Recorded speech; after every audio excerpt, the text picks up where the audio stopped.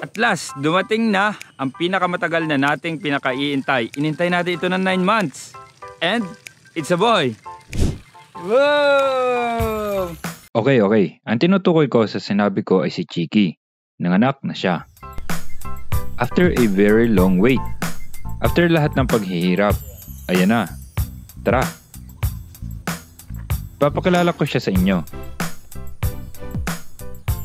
So nanganak ito si Chiki ay kahapon February 5, 2024. So kwento sa akin ni John Paul, huli niya nakita si Chiki ay 12 ng tanghali kasi syempre sabi ko bantayan nila mabuti kaya rin siya nakabukod kasi nga expected natin na manganak na siya. And nung alas 2 nung paglabas daw niya, dumidede na yung anak ni Chiki. Amazing, di ba? Hindi kailangan ng assistance. Ganun pala mga baka.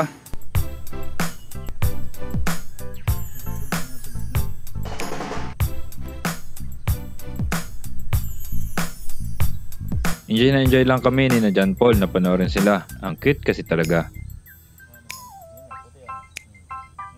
Ilang beses ko nga tinry hawakan ng anak ni Chiki pero ayaw niya sa akin. Ayaw niya sa akin.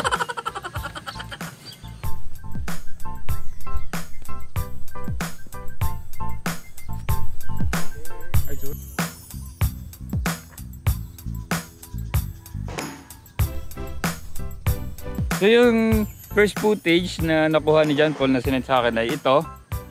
So yan din yung una niyang nakita. And then tuwan-tuwa si John Paul kasi nakabanding niya kahapon yung anak ni Chiki. Yan o, close na close sila, di ba? Nakaakbay pa, akala mo mag-iinom doon sa kanto.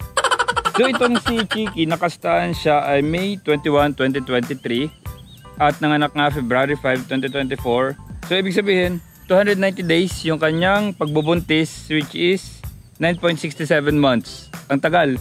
Ang nabasa ko lang kasi is 9 months and 11 days, gano'n. Yung pala, pwede pang mas kumaba pa. Kaya nung compute ko noon, last week pa, so sobra ng, base sa compute ko, sobra siya ng 8 days. Yun. Kaya medyo nag-aalala na ako kasi medyo lagi siyang mabagal gumalaw, pero expected naman kasi buntis nga siya. Pero tagal naming in-expect kasi nung last week pa, 6 days ago, nagkalamad na siya sa likuran. Yun.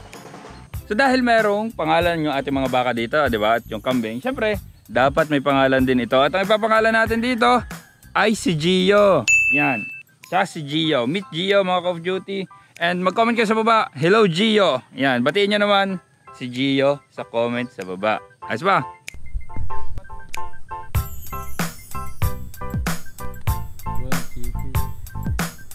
Si John Paul ang daya.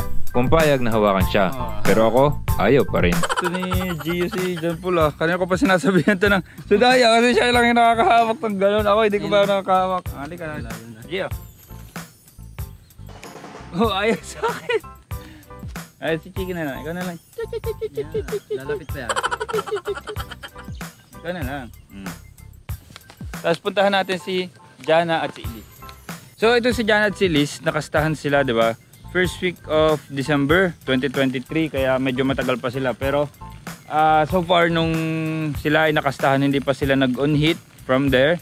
Kaya we're expecting na sila ay buntis na. Pero in any case, intay na lang tayo kasi doon natin makikita sa paglaki ng tiyan nila at yung kanilang dede.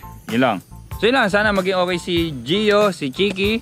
Alagaan namin sila mabuti at syempre sana magtuloy-tuloy ang pagbumutis ni Jana at ni Elise. Pero sa huli, nakatiming din ako sa kanilang mag-ina. Nahawakan ko rin. Yun lang. Peace.